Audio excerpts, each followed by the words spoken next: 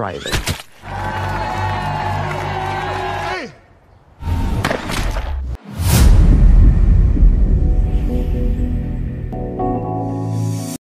Film ini dimulai di sebuah restoran mewah, tapi ada yang aneh. Toilet di bagian belakang ternyata pintu rahasia menuju markas intelijen tersembunyi. Di sana, kita bertemu dengan Brandon Beckett dan Zack, agen elit yang sudah dikenal. Mereka mendapatkan kabar mengejutkan. Seorang rekan lama yang dianggap sudah meninggal ternyata masih hidup. 6 bulan lalu, komandan mereka memberikan misi untuk membunuh pemimpin teroris bernama Evan Bubalo.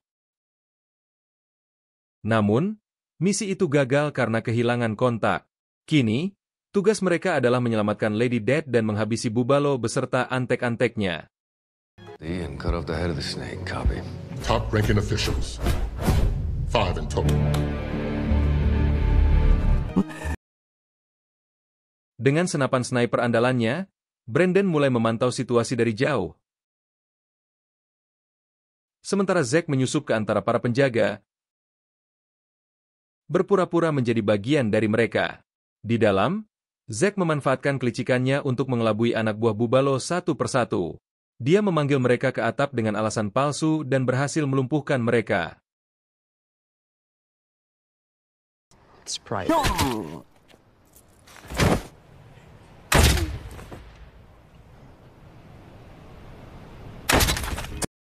Setelah semua antek berhasil diatasi, tinggal Dr. Zoran seorang diri. Tapi ketika Zack mendekatinya, dia malah ketahuan. Tiba-tiba, Yuki datang menghentikan konflik dan mengungkapkan bahwa Dr. Zoran pernah menyelamatkan hidupnya. Mendengar cerita itu, Zack segera menghubungi Brandon untuk memberitahu bahwa bagian misinya sudah selesai. Kini, giliran Brandon untuk menyelesaikan tugas dengan membunuh Bubalo.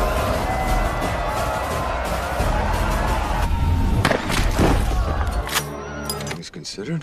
We're out of here, B. We'll meet you at the rendezvous point. Di tempat aman, komandan mereka mengucapkan selamat atas keberhasilan misi dan meminta tim untuk beristirahat. Helikopter penjemput akan datang keesokan pagi. Kemudian Yuki menceritakan semua apa yang telah terjadi. Saat dia ditugaskan dalam misi menghabisi Bubalo, ia membutuhkan waktu 3 bulan untuk mendekatai Bubalo. Namun sampai pada suatu malam, dia mendapat kesempatan untuk menghabisi nyawa Bubalo. Namun salah satu anak buahnya bernama Anacosta datang menggagalkan rencana tersebut. Akibatnya Yuki hampir saja tewas karena terkena tembakan 10 peluru. Tapi untung dokter datang membantu dan merawat Yuki sampai sembuh. I am. Keesokan harinya saat terbangun mereka terkejut melihat semua barang mereka telah dicuri. Ternyata pelakunya adalah Dr. Zori. Zack yang bersembunyi di belakang kap mobil berhasil mengikuti kemana dokter pergi.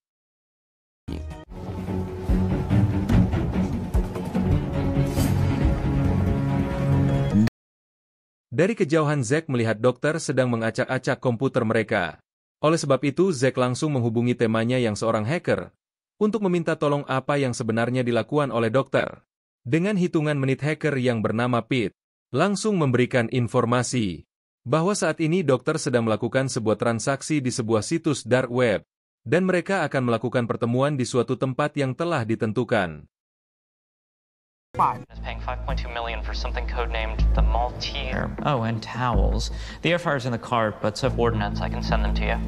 Intelligence Pete. Di tengah pertemuan itu, Beckett melihat Dr. Zori akan melakukan sebuah transaksi dengan seorang yakuza Jepang bernama Mifune. Transaksi mereka berupa sebuah minuman Coca-Cola dengan sebuah ponsel.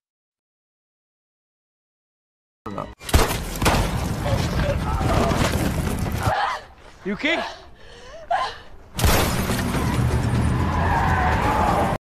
Pada akhirnya misi mereka pun gagal dengan kematian Dr. Zurich, kemudian Mifune pun berhasil kabur. Malam harinya Yuki memberitahu kalau Mifune adalah ayah angkat Yuki. Saat Yuki baru berusia 5 tahun, kedua orang tuanya meninggal.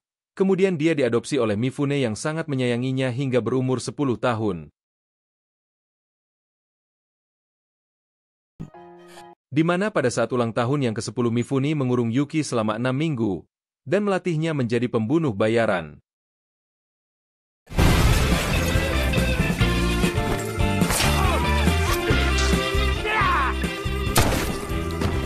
Namun ketika beranjak umur 25 tahun Yuki lalu membunuh Mikuni, di sisi lain ternyata anak Costa masih hidup. Dia meminta Mifune agar menyerahkan ponsel yang diberikan Dr. Zori. Namun karena mereka memiliki musuh yang sama, Mifune meminta agar anak Costa agar mau bekerja sama membalas dendam pada Yuki. I'm in possession of a truck. We pool our resources. Keesokan harinya bermodalkan sebuah HP, salah seorang pembunuh bayaran diutus untuk menghabisi Yuki. Answer it.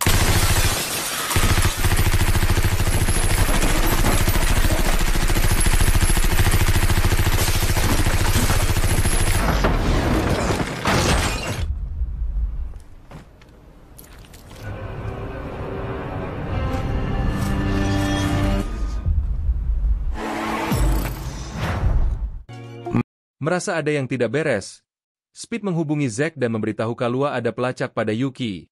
Dirasa itu berasal dari HP mereka.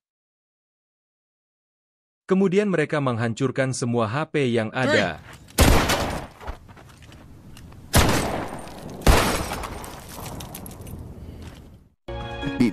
Di tempat lain, Komandan mendatangi Pete meminta bantuan kalau anggotanya tidak bisa dihubungi. Terakhir kali mereka berhubungan dengan Pete. Oleh sebab itu Komandan langsung merekrut Pete untuk mencari keberadaan mereka. Sementara Brandon sudah bersiap di posisi menembak. Mereka berencana memancing pembunuh bayaran itu. Dan saat ia dating langsung akan dihabisi. Setelah menunggu beberapa jam tanpa ada hasil, suatu hal tak terduga datang. Tiba-tiba mereka disergap oleh pembunuh bayaran itu.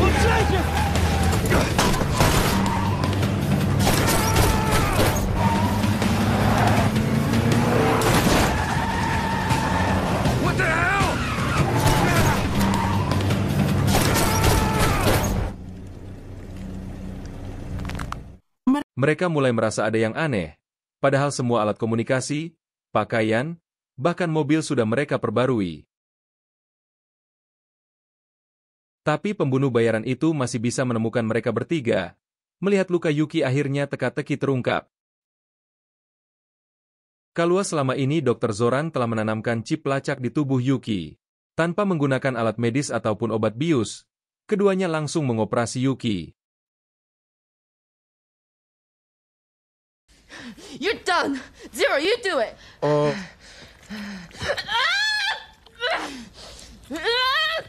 Sorry. Do it!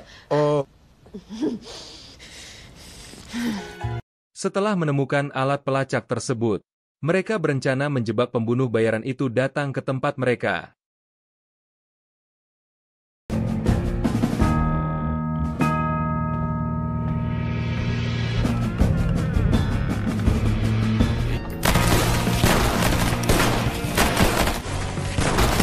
Yuki langsung menghubungi Mifune menawarkan diri untuk bertemu di suatu tempat. Di sana terlihat Mifune bersama Ana Costa. Ana meminta agar segera membunuh Yuki, tapi terlihat jelas Mifune sedikit ragu untuk melakukannya. Di saat itu Yuki langsung beraksi.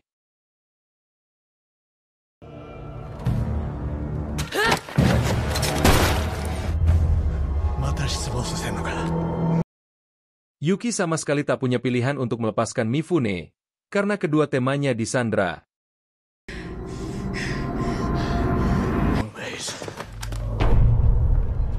Tak lama untungnya Komandan datang membantu. How did you find us?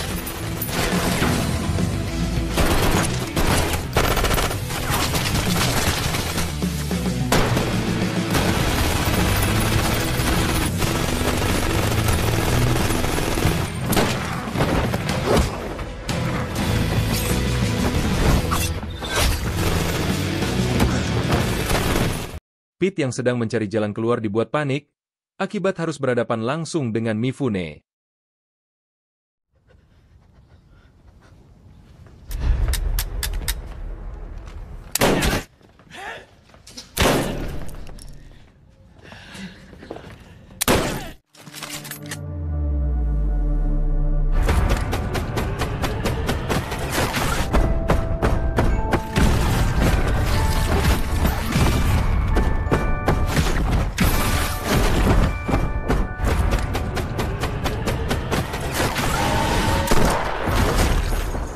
Berhasil menghabisi semua anggota Bubado. Mereka semua dibuat kaget. Pete yang dikira polos ternyata memiliki jiwa psikopat. Pete sengaja menembak beberapa bagian tubuh Mifune agar mati kehabisan darah.